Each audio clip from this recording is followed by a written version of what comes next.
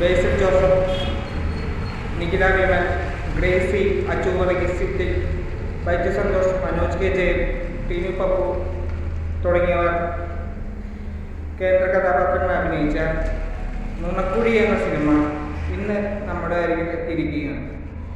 Cinema ഇപ്പോൾ കണ്ടിട്ടാണ് വരുന്നത്. അപ്പോൾ സിനിമയെക്കുറിച്ച് എൻ്റെ വ്യക്തിപരമായ അഭിപ്രായത്തിലേക്ക് കിടക്കാം.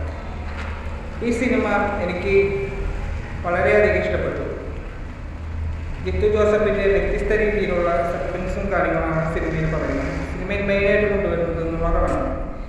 അഭിനയിക്കുന്നവർ പലരും നുണകൾ കൊണ്ട് ജീവിക്കുന്നവരാണ്. നുണകൾ കൊണ്ട് ഈ രക്ഷപ്പെടാൻ ശ്രമിക്കുന്നു. അതിൽ പലതും പാടിപ്പോകുന്നു. ഇതെല്ലാം കോമഡി രൂപത്തിലാണ് ചിത്രീകരിച്ചിരിക്കുന്നത്. അത് ഒരുവിധമൊക്കെ ചിരിക്കാനുള്ള കാഴ്ചകളായിരുന്നു. ബൈജു സന്തോഷിൻ്റെ പോലീസ് കഥാപാത്രങ്ങളൊക്കെ ചിരിച്ച് മയങ്ങുന്ന കഥാപാത്രങ്ങളാണ്. ഇപ്പോൾ ബേസിൽ ജോസഫിൻ്റെ കോമഡി കഥാപാത്രം വളരെ നാച്ചുറലായിട്ട് ചെയ്തു വെച്ചിട്ടുണ്ട്. പിന്നെ സിദ്ദിഖയുടെ കഥാപാത്രം അടിപൊളിയായിട്ടുണ്ട്. പിന്നെ മനോജ് കെ ജയൻ, അദ്ദേഹം കുറച്ച് കാലങ്ങളായി സിനിമയിൽ നിന്ന് മാറി നിൽക്കുകയായിരുന്നു.